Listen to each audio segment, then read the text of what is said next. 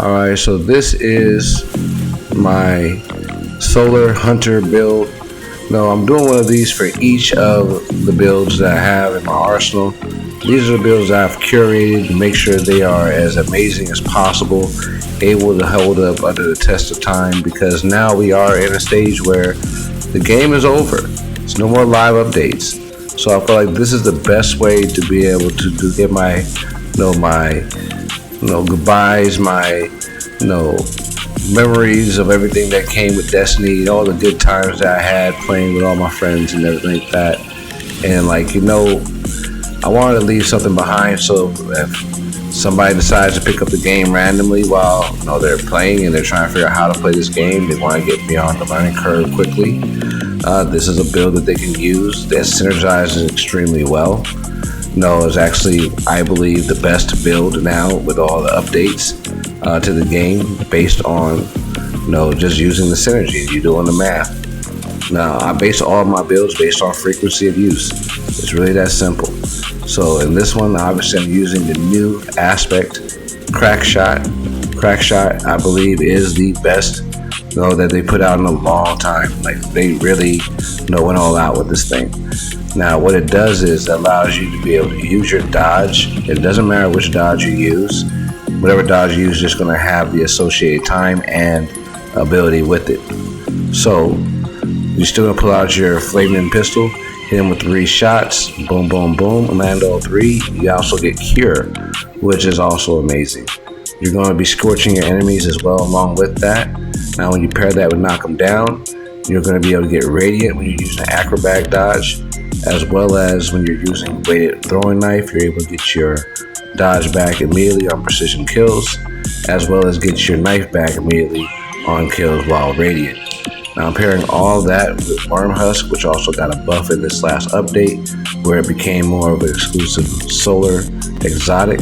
It boosts all the damage of all solar abilities, as well as heals you on dodge, as well as all your other allies.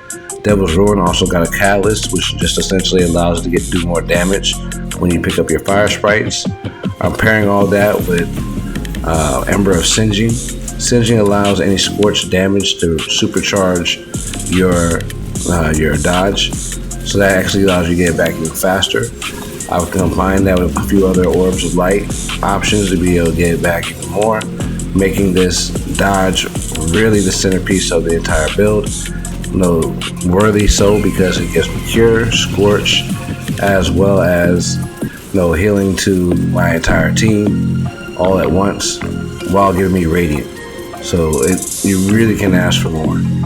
Now, when I put all that together, I have I can go on knife combos and I have a lot of health. Now I'm using Emperian and Mercy in combination with that. Mercy allows me to turn any fire sprites I pick up into restoration, as well as Emperian allows me to turn any ability, solar ability or solar weapon kills to be able to extend restoration as well as radiant. So picking up fire sprite and then getting the kill right afterwards extends radiant and restoration can hit a max of 15 seconds, which I tend to stay at pretty consistently. Then I add on Ember of Seering, which turns all my scorched combatants into fire sprites on kill and also gives me back more melee energy. So it synergizes extremely well because I'm getting back my melee energy, dodge, just for super scorch, getting kills. I'm able to get radiant as well as extend restoration, and that's on a continuous loop at all times with this build. Every now and then hitting a cure just on dodge. So I'm able to get all my health back plus some overshields as well on top of that. So it's a really, really good build for survivability, on top of the fact that it does a lot of damage. Now the artifacts have a ton of features. You can go whichever one you want. I went as full solar as possible, so that way I'll be able to get more solar energy back, more super energy back, more damage while using my super, and more options while radiant. For example, my radiant turns all my solar weapons into scorching weapons, so that was a huge perk to add. So Putting all that together, you have a constant uptime for radiant, constant uptime for restoration. The biggest threat to this build is missing your shots, missing your knives. So because you're always losing opportunities to be able to get those kills and be able to deal with the aggro. Like, yes, the restoration is great, but you really need to have, a great, I would say, damage resistance or damage reduction that you can create as well. And that's why I put into the rest of the build, where now I'm using the ferropotent armor. The reason why is because it gives you a pretty substantial damage reduction just for healing. And also on top of that, I'm using emergency reinforcements as a way to be able to turn my orbs of light into damage reduction as well. Now I'm using dynamo, heavy-handed, solar siphon, gain energy back from using my melees, because I really don't have anything else helping me out with my grenades. But the goal is just to stay in, my restoration mode as long as possible, and just keep on, popping off. And it's fun. I get to use this solar pistol more often than anybody ever has. So this build is really durable. It's built to last. The other half of my armor is like the polytech armor that allows me to be able to get health on kill once my shields are depleted. So it gives me another way to be able to use my armor to my advantage. I'll say that's the one I use probably the least, because I rarely get into that stage, but it's good to have when necessary. To be able to have one more way to get health back and also restart my damage reduction at the same time, because then that's how ferropotent works. All those damage, any type of healing when you've taken damage automatically activates unless it's on cooldown. So yeah, I'm very durable. This build is really designed to have the longest supers. That's why you see so many supers in here. One, because knock them down whenever you activate radiant before using your super is going to give you extended periods of time. So every kill you're going to get a lot more of your time back. It's still going to burn through the same as normal if you're not doing any kills with it, but every kill that you do, you're going to get the extender. Also, using your other abilities to get kills also seem to help as well. You end up getting back 1 or 2 extra shots as well. But the real secret is to use all 6 shots on your bosses, but also clear out everybody else before you go after the boss. Because as long as you're not missing, you're not losing shots. You're just recycling shots. So go all in. Go for the weakest ones first and work your way up. And using this crack shot in between just allows you to be able to just add on more scorch damage. That also helps a lot be able to weaken and soften up some of these enemies. The cool part about it is you don't have to worry about missing with those as long as you're able to see where you have a line of sight. The only time it doesn't work is when you don't have line of sight or when you're not looking that direction. So if you want to shoot somebody under you, you have to look down. You can't just go that direction. A lot of times it's better to actually pull back and use it as a movement, but you can also move yourself into danger. So make sure you watch out for that. Now, as you can see, this build is really meant to create fire sprites a lot. I have 3 different ways to create fire sprites within the build. So, and also creating orbs of power, throughout the whole time. I'm also using a solar surge, which is going to boost my solar weapon damage by another 25%. I do recommend to get your solar stat, your weapon stat up as much as possible, so that way you don't run out of heavy and special and ammo when necessary. But this build does primarily focus on your primary ammo and weapon, so it doesn't become too much of an issue until we get to reload times and stuff like that.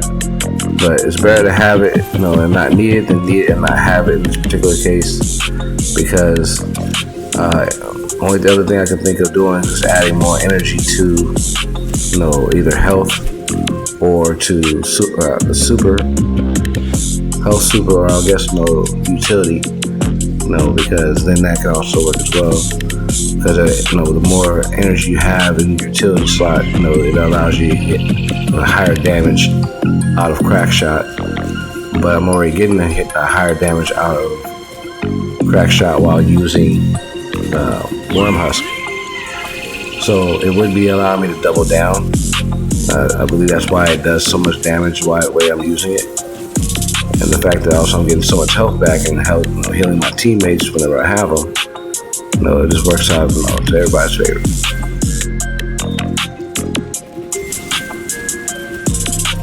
Yeah, I love doing that. I love those blasts. It's crazy.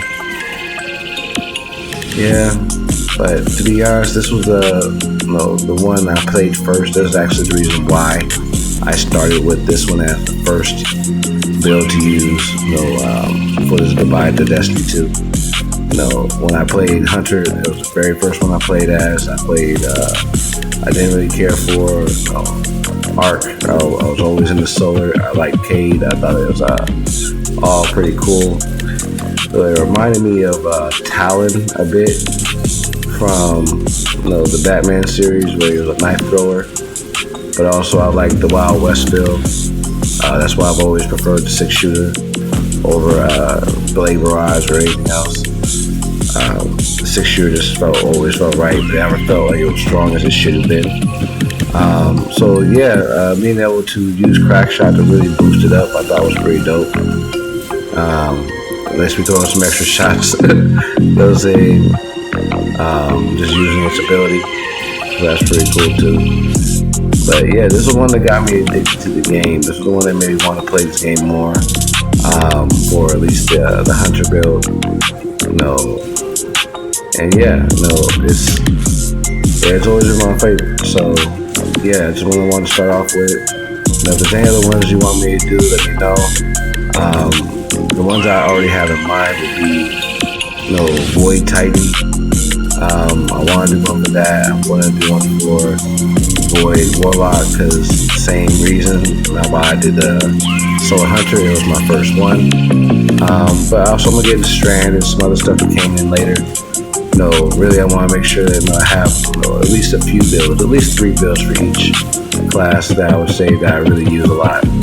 So I can be like, okay, these are all good. I know that they're good. You can use this anywhere. Hard content, you'll be able to be fine. You're not gonna hold back the team.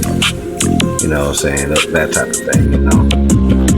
But yeah, man, I know I'm gonna miss Destiny. It's always gonna be something I play. I played this game for I think it's 10 years. Like, jeez. Let's say it's a long time. I hope they bring it back for Destiny 3. I really don't see a good reason to end it because it's still so popular. But just real quick to go back on topic with this solar build, I did try and test out everything out else that I could think of. Radiant Dance Machine is too generic. It doesn't do anything for the healing. I tried out the Spade, which is great for the double knives. And it's exclusive for that, but at the same time, there's just better things to have than 2 knives. To be perfectly honest, healing just works so much better, for your team as well as for yourself. Survivability overall. I've even looked at some of the other ones like, Celestial Nighthawk and, Shards of Galanor. All those are great. Shards of Galanor actually probably could still have its own build using some of the new armors that give you more super energy back. So those are ones that you can consider. But it's not going to have the same level of survivability as this will because, being able to heal on dodge is probably the best way of being able to do healing in this game because it's for, at least for a hunter, you get your dodge so frequently. So it just gives you such an opportunity. And then with Singeing and a few other, fragments, aspects, and mods, it just makes it very easy to be able to spam, your dodge ability, which allows me to spam healing. That's why this build becomes immortal. And I can't think of any other way to be able to get this level of healing, because it gives me cure on dodge already, but then that gives me another, cure on dodge for wormhusk. So between the two, I get full health back, plus overshields, plus I'm able to do more damage with my, ability, like my next crack shot or even my knife throw. That just makes a lot of sense at that point. So I broke it down. This build synergizes very well. You can use it in any kind of way. You're going to have a lot of ability energy. I would put the rest of your stats into super, melee, or health. Outside of what you're going to put into your utility. But utility does have to be high for this to work. So it just depends on how you want to distribute. That's why mine is the way it is. My melee is only at 70, while everything else is sitting at near 100 or just above 100. So, but redo your armor how you think is best. You know what I'm saying? Come with something a little bit better if you can. I know they just released like 27 armors. So, I don't know. I don't think I'm going to go through all those, to be perfectly honest. I really don't. There's other videos for that. I'll probably even end up watching some of them myself, to be perfectly honest. But either way, you know what I'm saying? Devil's Ruin upgraded with the new catalyst. Make sure you get it. It makes where pretty much you can use Devil's Ruin even on a prismatic, because all the other elemental drops all work for you. But yeah, holla at your boy.